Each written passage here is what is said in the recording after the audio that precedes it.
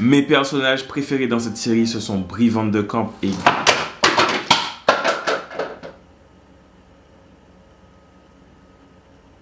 Ok, c'était un petit peu ghetto, mais bon, vous allez faire comme si vous n'avez rien vu et on va continuer la vidéo comme si de rien n'était, ok?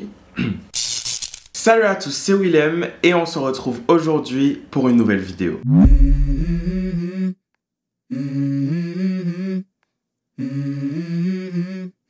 Let's go.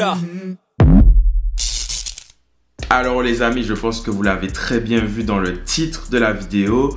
Aujourd'hui, je vais classer des séries. Alors j'ai choisi parmi une liste des séries les plus populaires.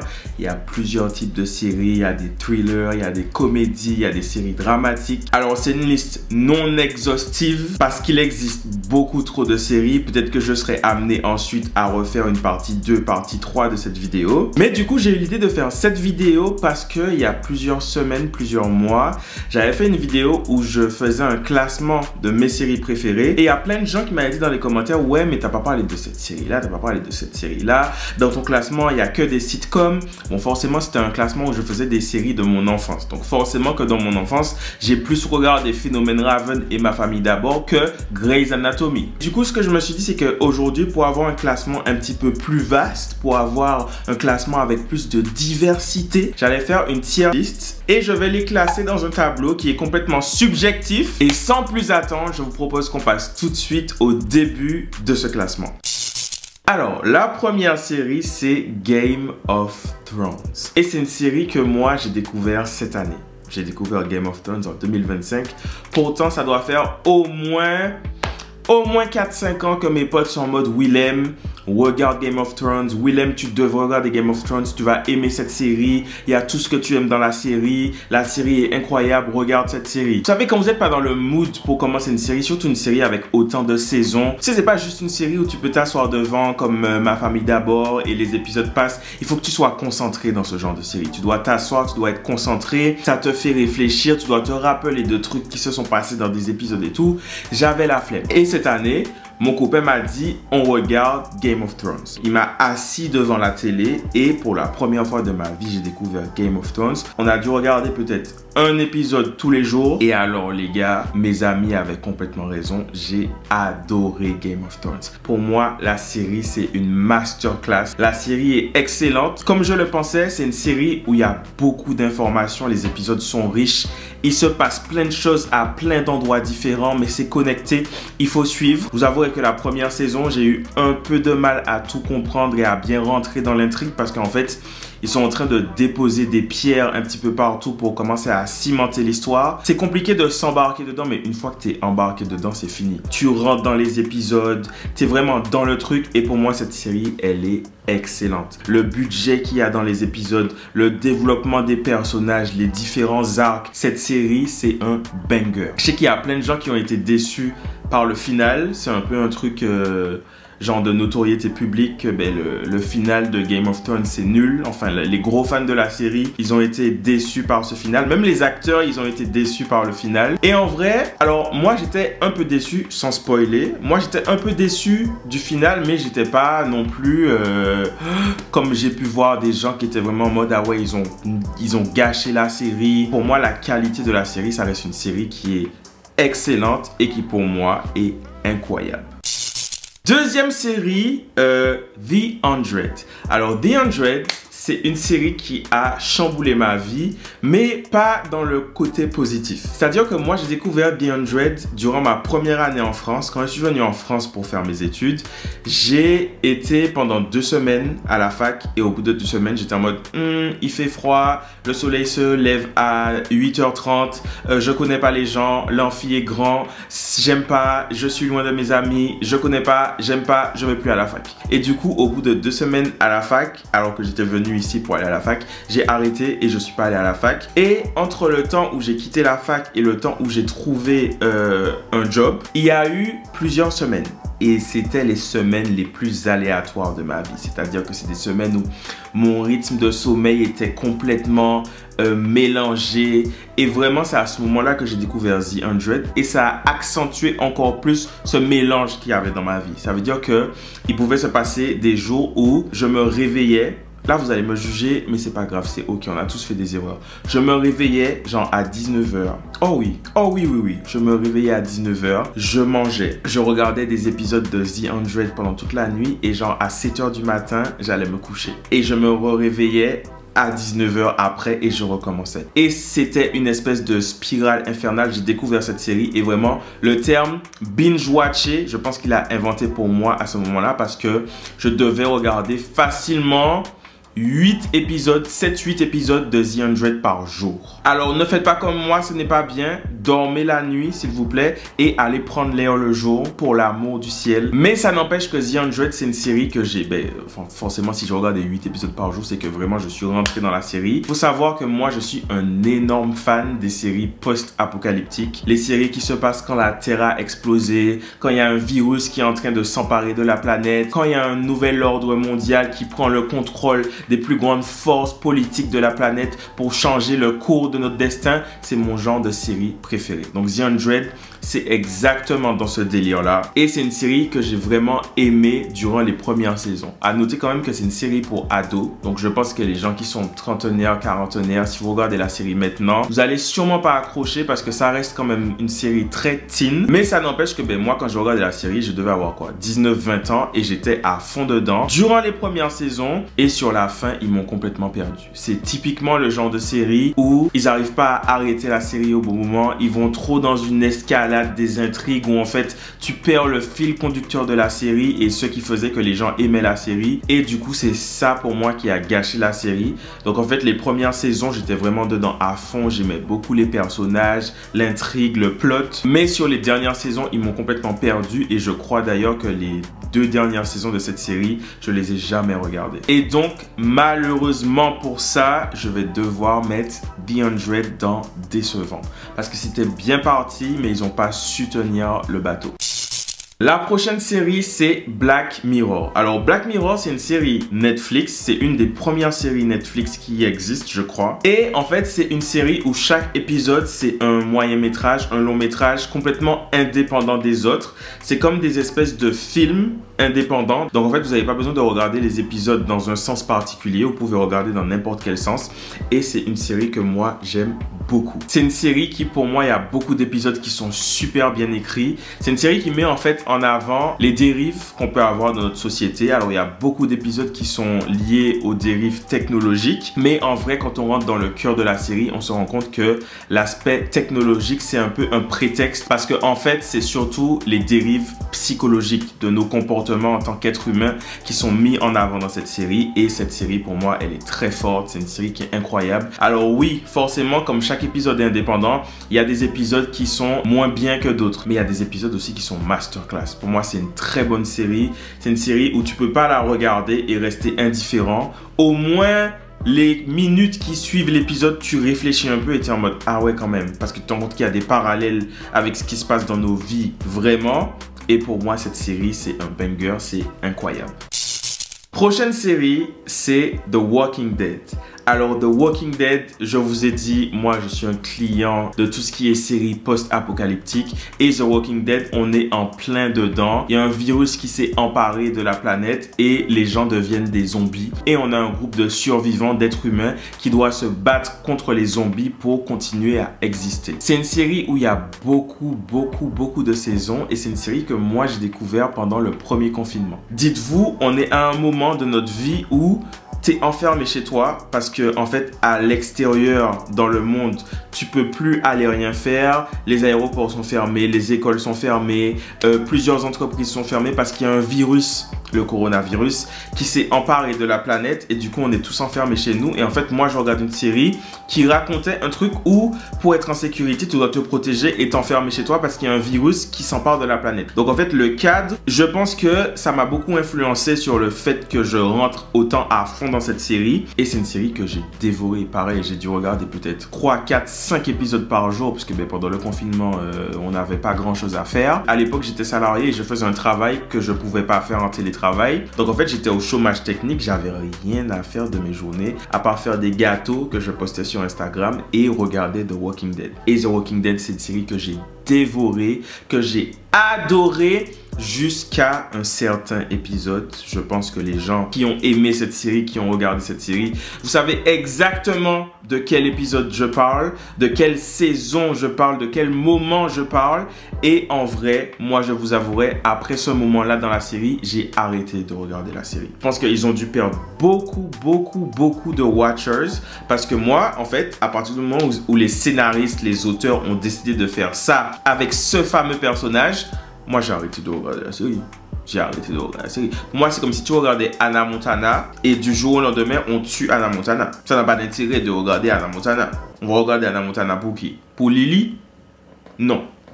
Mais malgré tout, je me vois pas mettre The Walking Dead dans décevant juste pour ça, parce que ce serait mentir que de dire que les 7-8 premières saisons, j'étais complètement à fond dedans. Donc non, je vais mettre The Walking Dead dans... Je vais pas mettre dans incroyable parce que j'aime pas ce qu'ils ont fait sur la fin de la série. Mais je vais mettre dans sympa parce que ça reste une bonne série que j'ai pris beaucoup de plaisir à regarder. Ensuite, nous avons Desperate Housewives. Alors, Desperate Housewives, changement d'ambiance. Il n'y a pas de zombies, il n'y a pas de virus. Ça se passe dans une banlieue résidentielle chic américaine. C'est une des séries pour moi les plus cultes de la télévision. C'est une série que j'ai regardée. Ça fait parmi des premières séries que j'ai regardées. Je devais avoir peut-être 9-10 ans, ça passait toutes les semaines sur Canal+. Si je me trompe pas, ça passait le jeudi, pour vous dire à quel point je connaissais la date de diffusion de la série. Et j'ai adoré cette série. Elle est très bien écrite. Chaque personnage a ses travers et ses côtés plus attachants. Après, il y a des personnages que j'aime pas. Je suis actuellement en train de re-regarder cette série pour la 3e ou 4e fois. Et en fait, c'est trop drôle parce que plus tu prends de l'âge et tu regardes la série, plus tu te rends compte qu'il y a des personnages en fait où tu te rends compte à quel point ils sont toxiques, ou leurs relations avec d'autres personnes sont problématiques parce que toi, tu as grandi et tu as plus de recul sur certaines choses de la vie. C'est une série que je trouve qu'on peut regarder à tout âge. Bon, peut-être pas quand on a 5, 6, 7, 8 ans. Enfin, à partir de l'adolescence, tu peux commencer à regarder et tu peux regarder cette série jusqu'à ce que la mort t'enlève de la planète, quoi. Mes personnages préférés dans cette série, ce sont Brie Van de Kamp et...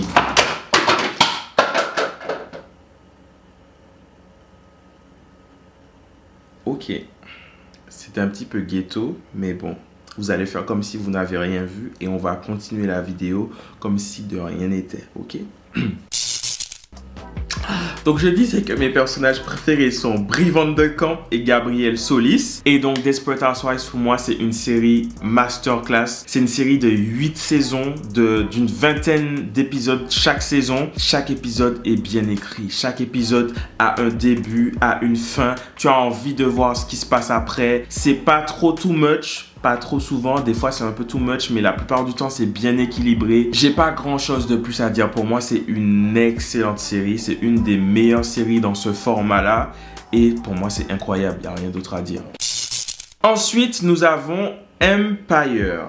Alors Empire, pareil, ça fait partie des séries. Moi, quand j'étais au collège-lycée, c'est sorti à ce moment-là, je chantais tout le temps. Tout le monde savait que Willem chante, Willem, dans sa tête, il est Usher, Willem, il se prend pour une star et tout. Donc, en fait, logiquement, tout le monde m'a dit, Willem, regarde Empire, tu vas trop kiffer, c'est trop une série pour toi. C'est genre un studio familial où ils essayent de construire leur carrière et de gérer leur empire dans l'industrie de la musique et tout. Et j'étais en mode, ok, vas-y, je vais regarder et je n'ai pas aimé. Alors, je trouve que Empire, c'est trop le genre de série... Comment je peux dire ça? Je trouve que c'est une série qui est trop cliché. Les clichés qu'on peut avoir sur le monde de l'industrie de la musique, les clichés qu'on peut avoir sur les relations dans les familles noires, américaines. Je trouve que c'est une série qui est pas pour moi. D'ailleurs, c'est trop drôle parce que tout le monde était en mode, ouais, on adore cette série. Vraiment, c'est une des meilleures séries et tout. Et maintenant, plus personne ne regarde cette série. Les dernières saisons, je sais pas, tous les gens qui aimaient la série, où est-ce que vous êtes passé? Parce que les audiences ont complètement chuté. Je ne sais pas ce qui s'est passé dans la série pour que ça se passe, ou si les gens se sont naturellement désintéressés de la série. Avouons-le quand même que cette série dont tout le monde parlait au début, ça a fini vraiment par retomber comme un soufflet. Et donc pour moi, désolé, mais Empire, c'est décevant. Un peu dans le même délire, on a Glee, pareil. Comme Empire, tout le monde m'a dit Willem, regarde Glee, c'est dans un lycée et tout, ils ont un groupe de chant où ils chantent et tout. J'ai détesté Glee, j'ai détesté Glee. Alors il faut savoir que Glee c'est une série de Ryan Murphy et je suis pas un grand fan du travail de Ryan Murphy. Je trouve que il y a toujours un côté genre angoissant dans son travail, mais pas angoissant du bon sens. Pas angoissant en mode tu regardes un film d'horreur et tu sais pas ce qui va se passer. Angoissant du côté malsain. Je regarde ces séries et je suis en mode je sais pas, il y a une ambiance que j'aime pas. C'est lui qui a fait la série Dahmer, merci. C'est lui qui a fait la série Dahmer et pareil cette série, j'ai pas pu la... J'ai regardé peut-être 1 ou 2 épisodes et en fait je pouvais pas continuer parce que j'étais en mode je sais pas, je trouve ça trop malsain, il y a une ambiance bizarre parce qu'en fait ce qui s'est passé dans la série c'est des choses qui se sont passées en vrai, ça s'est passé dans la vraie vie et je sais pas, j'aime pas l'ambiance de... Pour moi Ryan Murphy c'est un gars qui est un peu torturé dans sa tête et qui ramène sa torture et ses idées cheloues dans des séries et j'aime pas. Donc j'ai pas aimé Glee, c'est une série qui m'a mis mal à l'aise. En plus j'aime pas quand les gens chantent des chansons et ils enlèvent l'identité des chansons, ils reprennent des chansons mais en fait il n'y avait pas ce que j'aimais dans les chansons. J'ai pas aimé cette série. J'ai pas aimé cette série. Je trouve que les gens en ont trop fait. C'est une série qui a remporté plein de récompenses. C'est une série qui a été très primée. Et moi, c'est pas pour moi. Donc pour moi, Glee, désolé, mais c'était surcoté. La prochaine série, c'est Swarm. Alors Swarm, c'est une série...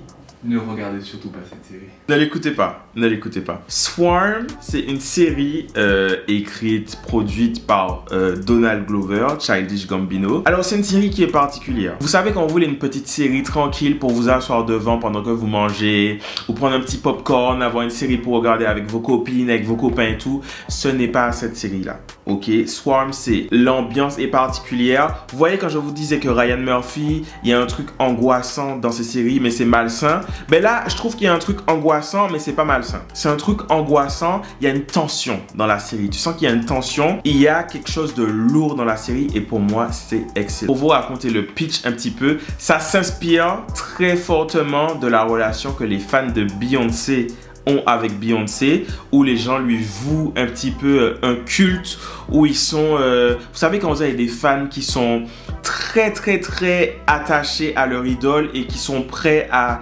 faire tout pour leur idole, à faire tout pour défendre leur idole. En fait, Donald Glover, il a pris cette idée-là et il a vraiment tiré le truc à l'excès dans cette série. Je vous conseille de regarder cette série. La série est excellente. C'est super bien réalisé. La photographie est magnifique. L'actrice qui joue le rôle principal est très forte dans son rôle. C'est très troublant. En plus, il y a pas mal de guests dans cette série. Il y a Chloé Bailey, la sœur de la petite sirène.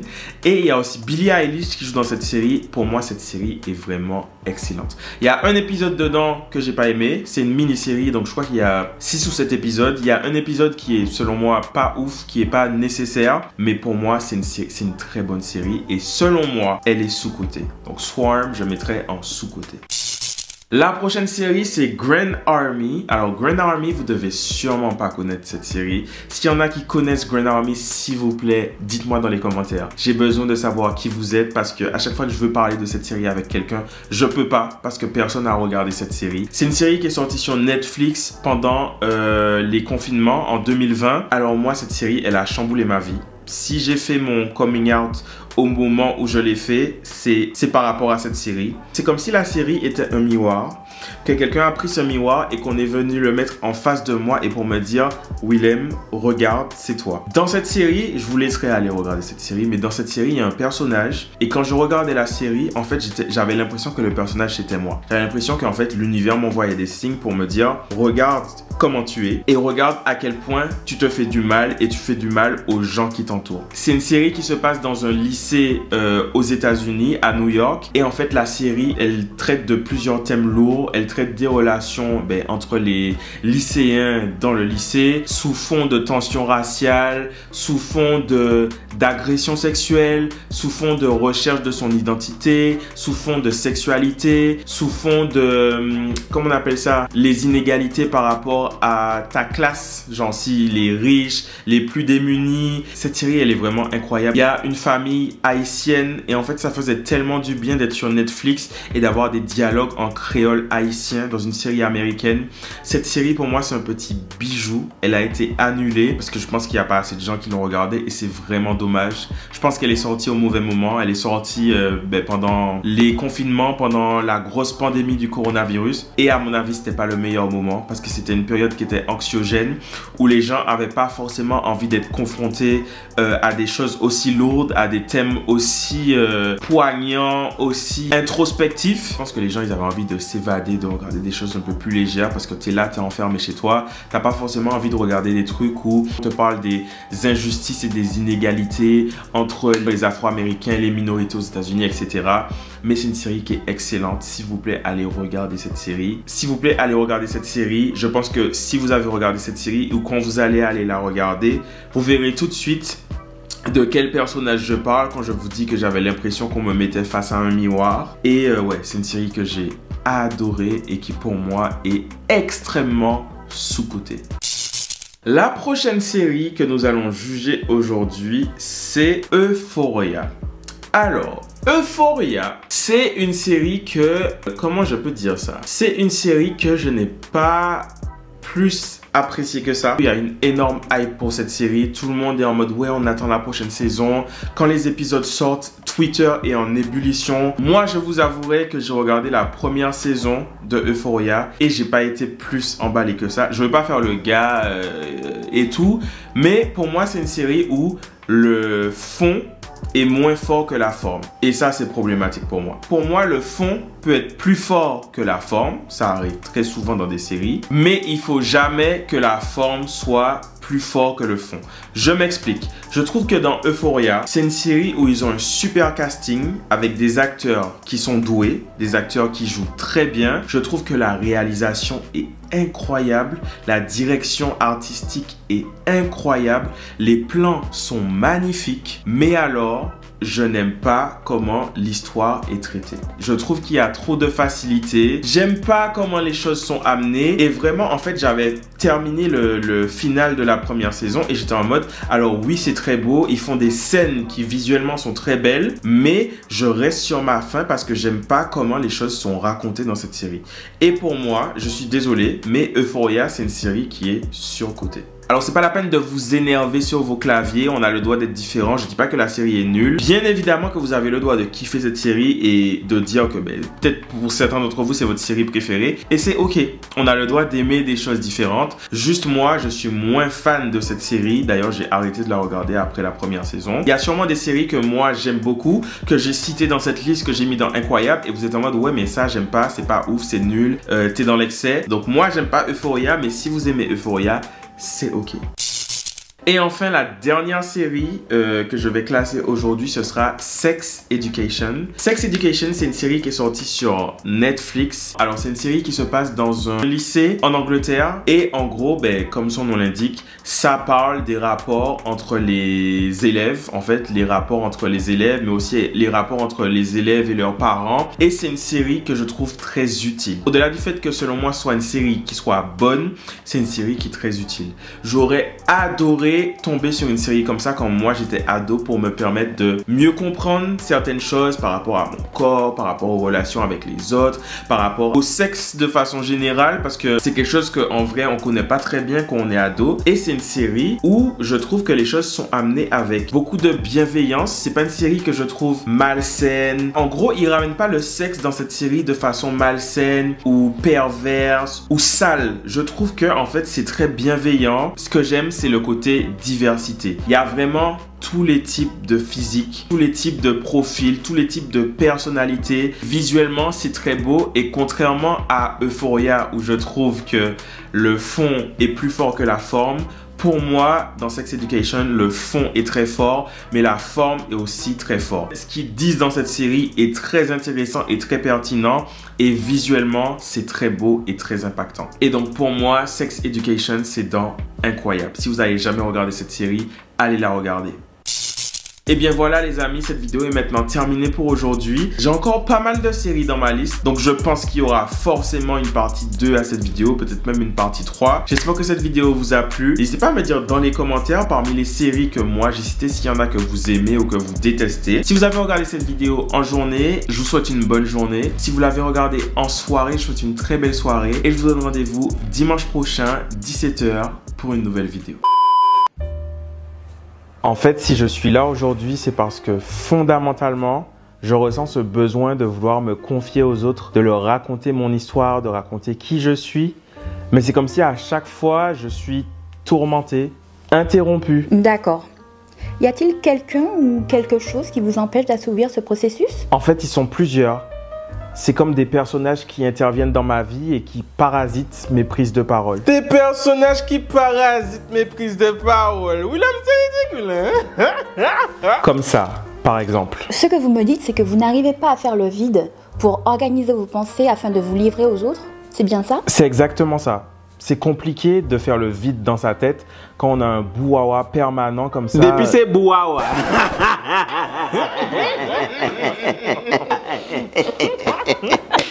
Bouhawa. Oh, pardon, excusez-moi. Ouais. Alors je pense que le mieux pour vous, ça sera de vous adresser directement à eux. C'est pas déjà ce que je fais? Pas exactement. Il y a toujours un écran entre vous et eux. Là, je vous parle d'une connexion réelle, d'un discours direct. Face à eux? C'est ça, Willem. Sur scène. Ok. Ok. Par contre, tu comptes monter sur scène avec ce truc vert là? C'était juste une question. C'était juste une question.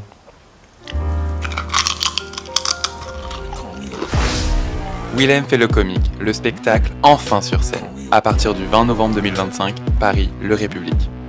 Billets en vente dès maintenant sur lestudiohello.fr. Dress code vert. Spectacle déconseillé aux mineurs.